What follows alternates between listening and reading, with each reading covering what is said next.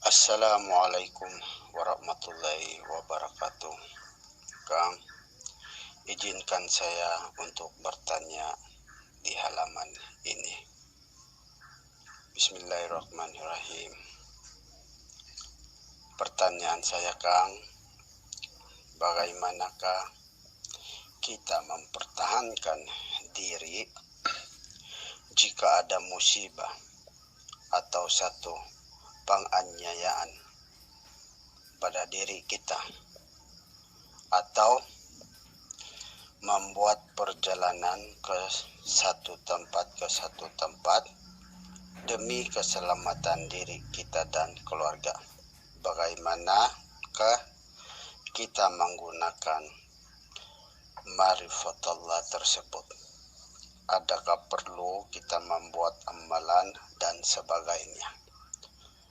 Dan pertanyaan saya kedua, Kang, harap mohon izinkan. Adakah atau mustahilkah dengan berma'rifatullah ini kita bisa atau boleh sampai ke satu tempat yang kita tujui tanpa memakai kendaraan atau apa saja? Harap Kang dapat menjelaskannya jika ada kebenaran, dan jika pertanyaan saya tidaklah keterlaluan. Mohon maaf, Kang. Sekian, terima kasih. Assalamualaikum warahmatullahi wabarakatuh. Alhamdulillahirabbil alamin. Pertanyaan Kang Gafir bin Ali Basa dari Malaysia.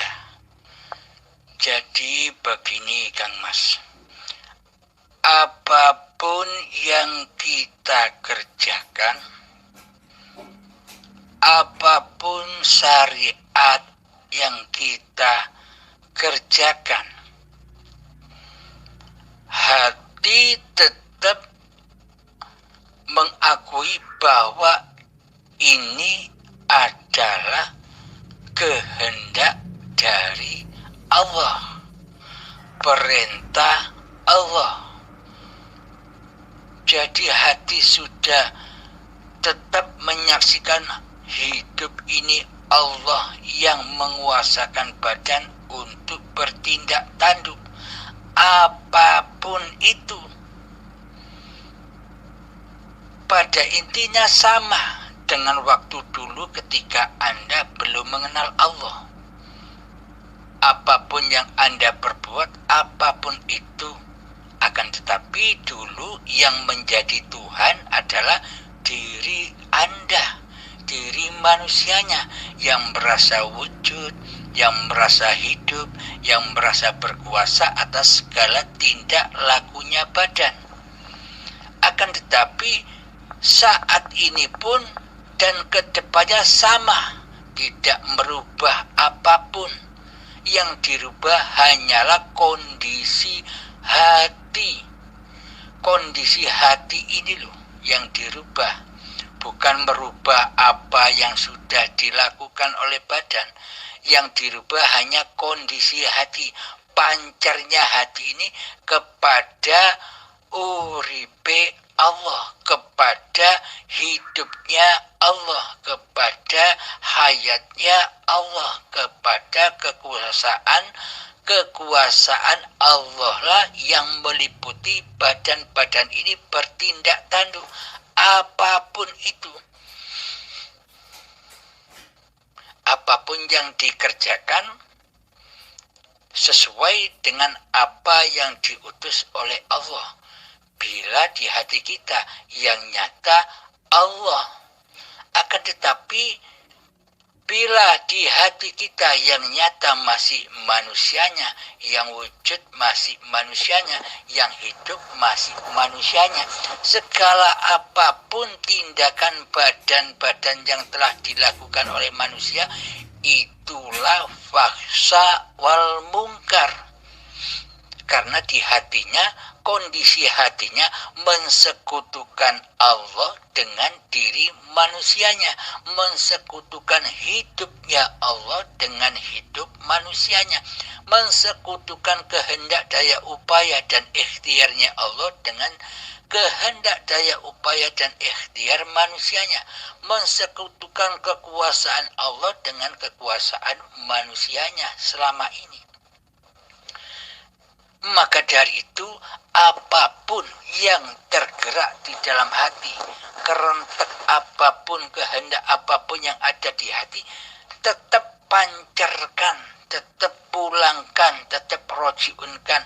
Ini semua kehendak Allah, kehendak hidup. Jadi manusianya sudah tidak bisa bercerita lagi di dalam kehidupan ini, karena manusianya sudah fana, karena manusianya sudah gaib, karena manusianya sudah mati.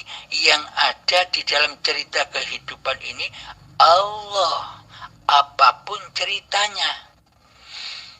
Bila Anda memahami hayatullah, berarti cerita-cerita, baik itu kebahagiaan atau kemiskinan, anugerah atau bencana, semua kan itu Allah yang menceritakan kepada masing-masing diri hambanya bila kita menyadari kehidupan ini. Jadi apapun yang berlaku, kehendak di dalam hati manusianya, tetap pulangkan kepada hayatullah. Membela diri, hayatullah lah yang membela diri. Muhammad, bukan kamu yang melempar, tapi akulah yang melempar. Muhammad, bukan kamu yang memanah,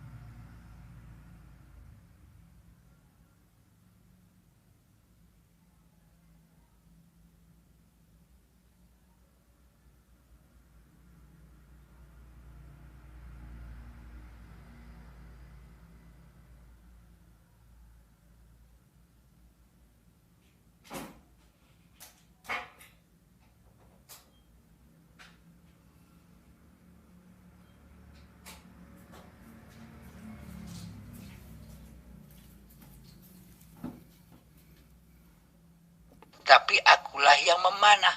Jadi pada intinya Muhammadnya leburkan, manusianya fanahkan, goibkan di hati kita. Apapun perjalanan-perjalanan badan ini berlaku. Untuk yang Kang Mas tanyakan, pergi ke sesuatu tanpa naik kendaraan, itu terserah hati Kang Mas. Yang terpenting di dalam hati tetap uripe Allah, hidup Allah yang berlaku. Jadi di sini yang dirubah adalah keadaan hatinya, agar selamat dari fahsya wal mungkarnya hati, agar selamat dari kemaksiatannya hati kepada Allah, agar hati tidak mensekutukan Allah lagi dengan diri manusianya. Ini saja yang dirubah keadaan hati. Keadaan hati yang seperti inilah yang dirasakan oleh para nabi dan para rasul. Sehingga Kanjeng Nabi Muhammad keadaan hatinya seperti ini. Jadi di dalam sholatnya hatinya ya seperti ini. Selalu menyatakan wujud nyatanya Allah lah yang mempergerakkan badan-badannya. Akan tetapi kita selama ini ketika duduk manis di dalam syariat, kita hanya meniru, mencontoh keadaan-keadaan badaniyah Nabi saja. Kita luput, kita lalai belajar bagaimana kondisi keadaan hati Kanjeng Nabi Muhammad ketika beraktivitas, ketika sholat, ketika ibadah. Karena hati para nabi dan para rasul itu selalu mentauhidkan Allah ketimbang mentauhidkan diri manusianya di hatinya. Mengesahkan hanya Allah ketimbang mengesahkan diri manusianya di hatinya. Sedang selama ini ketika kita masih duduk manis di dalam syariat saja, kita kan yang bertauhid di dalam hati kan hati kita sendiri, diri kita yang kita tauhidkan, diri kita yang kita esahkan. Karena Allah gaib, bagaimana mungkin kita bisa mengesahkan Allah? Bagaimana mungkin kita bisa mentauhidkan Allah sedang Allah di dalam hati kita selama ini tiada, gaib. Nah, inilah yang membedakan keadaan-keadaan hati kita selama ini. Jadi laku-laku syariat itu tidak ada imbasnya. Imbasnya adalah laku ma'rifatnya. Di dalam keadaan hati yang wujud manusianya ataukah Allahnya. Jadi seluruhnya adalah syariatullah. Bila yang nyata, bila yang hidup di hati ini Allah. Jadi apapun pergerakan-pergerakan badan atau syariatullah itu sudah menjadi kekuasaan Allah sendiri. Sedang hamba, sedang manusia sudah tak ikut-ikut lagi jadi Tuhan. Sudah tak ikut-ikut lagi mentuhani syariat manusianya. Karena sudah rojiun kepada syariatullah. Coba lestarikan, langgengkan di dalam hati kita, di dalam pertapaan hati, wujudkanlah, nyatakanlah hidup ini Allah. Nanti Allah pasti akan membimbing kita semua ke jalan lurusnya. Di dalam keadaan apapun Allah pasti membimbing kita semua. Yang terpenting terapkan selalu, praktekkan selalu, aplikasikan selalu di dalam hati kita bahwa hidup ini Allah, namanya sudah Allah, bukan nama manusia lagi hidup ini. Karena hidup itu memang Allah. Sejak dahulu, sejak ketika cikal bakal badan dari tanah sampai menjadi bayi, itu hidupnya Allah. Maka dari itu, bayi-bayi itu kenapa disebut suci? Karena Allah menyebut sifatnya sendiri, yaitu yang maha suci.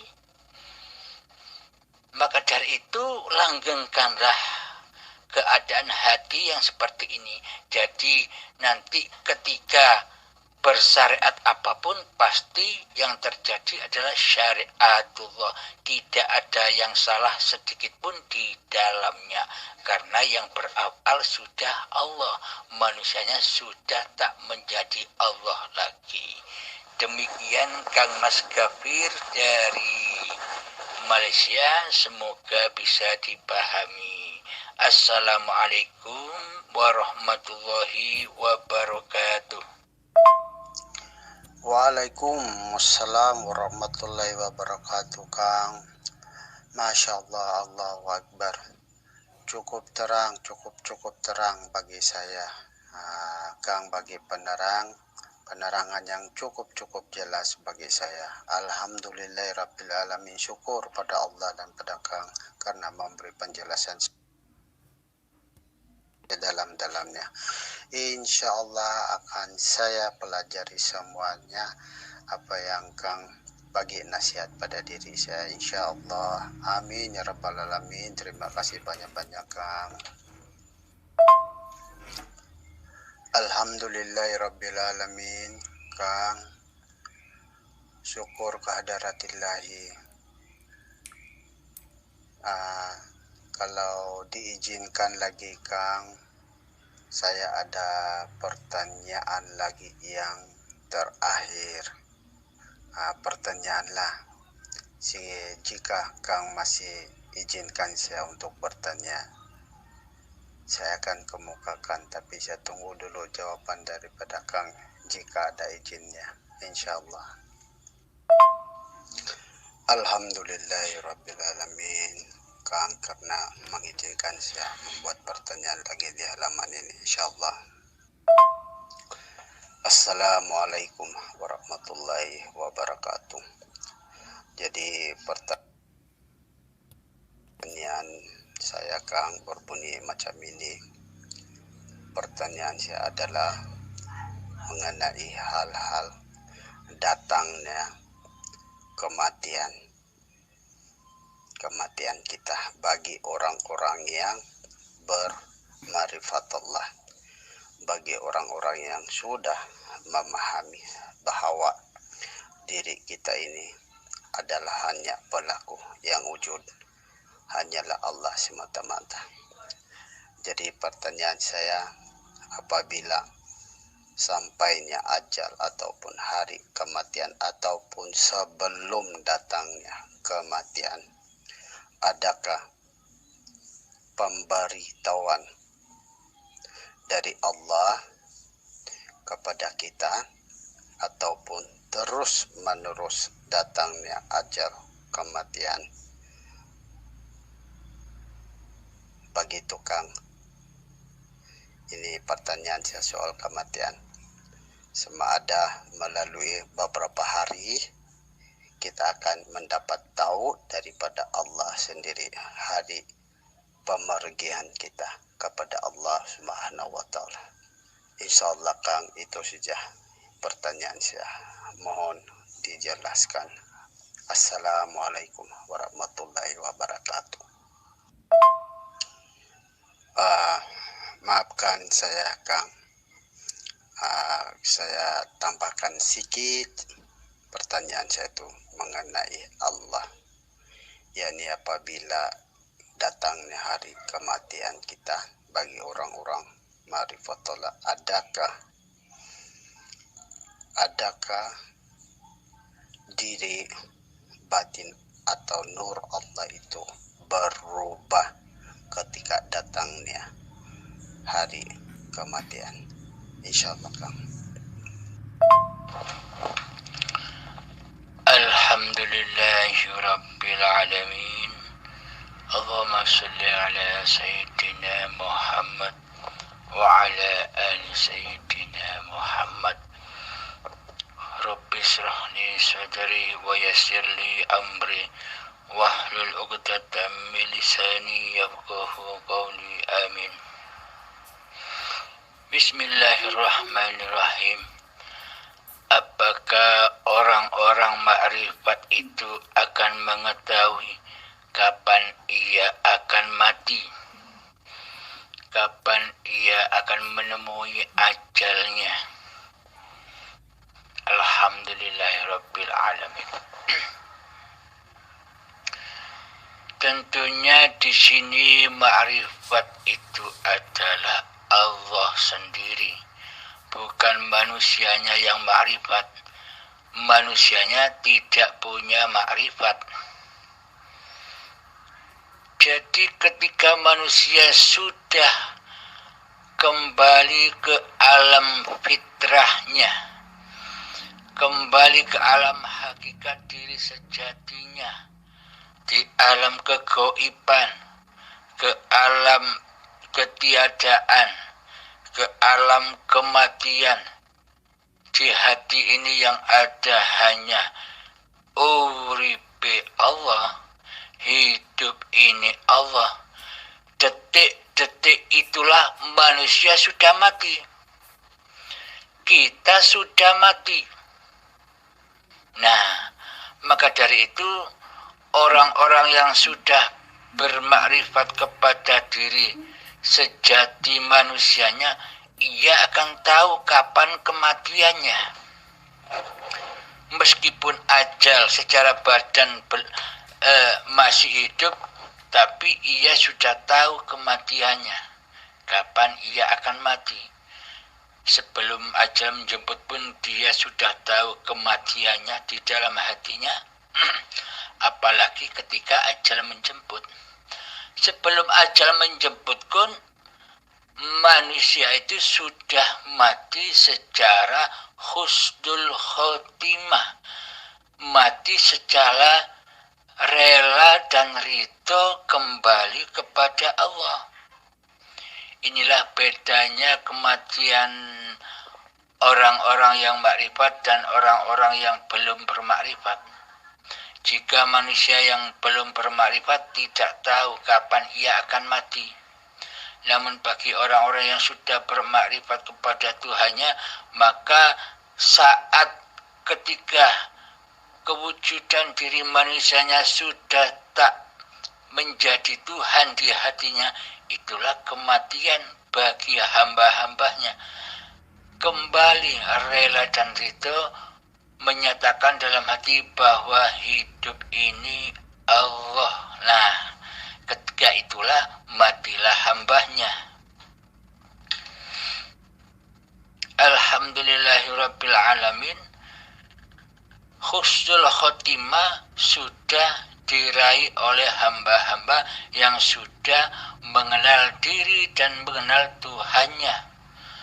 Apapun yang dikerjakan, kelihatannya badan bertindak tanduk apapun, pasti endingnya husnul khotimah. Karena di dalam hidup ini bukan hidup manusianya. Yang berlaku atas tindak tanduknya badan ini adalah hayatullah yang beraf'al di dalamnya. Maka meskipun sebelum kematian badan datang, ketika manusia sudah mengenal Tuhannya, itu pun sudah mati bagi diri manusianya sendiri. Di dalam hatinya, meskipun kelihatan dari luar badan-badan ini masih hidup, tapi orang luar menyangka hidup yang ada di badan ini hidup manusianya, bukan hidup Tuhannya. Karena manusia lain menyangka bahwa yang hidup ini adalah hidup manusia. Maka dari itu, bagi orang yang sudah makrifat kepada Allah, jika dirinya sudah mati, jika dirinya sudah gaib, Jika dirinya sudah tiada di dalam keadamannya, maka tenggelamlah manusia itu di dalam hayatullah. Yang hidup hanya Allah. Memandang apapun di luar diri kita, yang ada hanya Allah. Meskipun ia melihat sosok-sosok manusia, meskipun ia melihat sosok-sosok hayawan, meskipun ia melihat sosok-sosok tumbuh-tumbuhan, akan tetapi sang makrifat tidak menyaksikan, sudah tidak bisa melihat kemakhlukannya.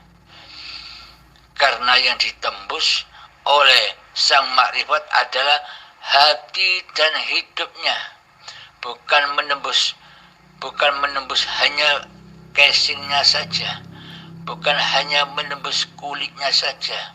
Bahkan sang makrifat bisa menembus siapa hidup yang ada di dalamnya, siapa hidup yang meliputi manusia, hayawan, dan tumbuhan itu. Maka yang ada hanya Allah. Kemanapun arah mata memandang, kemanapun arah telinga mendengar, disitulah wajahullah, yakni hidup itu sendiri, yang melihat dan yang dilihat esa adanya. Jadi tidak ada bedanya. Disitulah kematian diri manusia kita. Kita akan memahami, kita akan mengerti bahwa diri kita sudah mati di dalamnya. Bagaimana mungkin kita menanyakan tentang kematian zahir nanti ketika akhir hidupnya? Saat ini pun mereka-mereka itu sudah hidup di akhirat, sudah hidup di surganya Allah. Maksudnya apa? Akhir perjalanan manusianya sudah berakhir menjadi akhirat, menjadi lillahi ta'ala. Jadi segala perbuatan diri manusianya sudah lillahi ta'ala, milik Allah. Manusianya sudah mati sebelum matinya.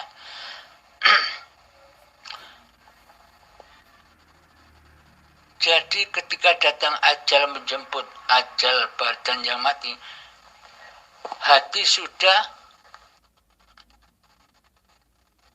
tidak ada bedanya ketika masih hidup badannya, kelihatannya. Bahkan hatinya sama. Karena yang ada sudah Allahnya ketimbang manusianya.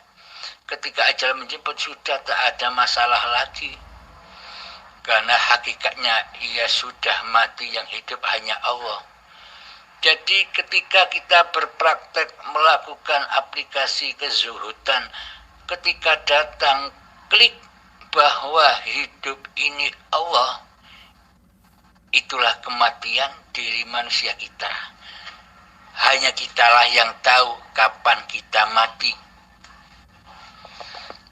Maksudnya kitanya bukan kita manusia, kitanya Allah. Kami, kita, aku, itu bahasanya Allah sendiri. Wa nahnu aqrabu ilaihi min hablil warid.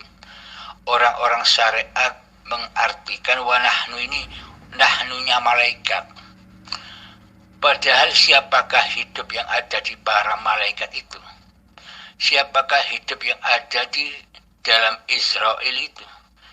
Itu kan juga Allah semua. Wa nahnu aqrabu ilaihi min hablil warid. Aku lebih dekat kepadamu daripada urat nadimu. Nah, ketika di dalam praktek kezuhudan yang kita lakukan, ketika urat nadi sudah terputus, yakni pengakuan hidup diri manusianya sudah terputus, maka nyatalah yang lebih dekat dari diri manusia itu sendiri, yakni hayatullah. Ketika itulah kematian diri manusia kita. Manusia kita sudah gaib, sudah tiada, sebagaimana ketika kita dulu mentiadakan Allah dan menggaibkan Allah di hati kita. Yang ada hanya Allah. Allah lah yang sangat nyata, senyata ketika kita dulu masih senyata ketika kita dulu masih belum mengenal Allah. Nyatanya seperti diri manusia kita di hati kita. Ketika Allah sudah menguasai singgasana hati setiap manusia. Alhamdulillah, beruntunglah kita semua bila sebelum ajal menjemput kita sudah mati dulu. Mati pengakuannya, mati kehidupan manusianya, mati kewujudan diri manusianya.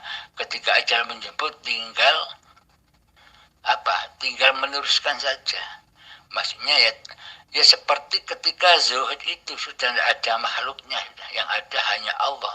Jadi ketika ajal menjemput matinya badan, ya sama saja dengan kematian ketika klik zuhudnya. Ketika klik bahwa hidup ini Allah, itu sudah mati secara husnul khotimah. Jadi sudah tidak ada azab siksa, azab pedihnya, azab sakaratul maut sudah tidak berlaku. Karena apa? Ketika menjelang kliknya hati bahwa hidup ini Allah, begitu sangat sulitnya.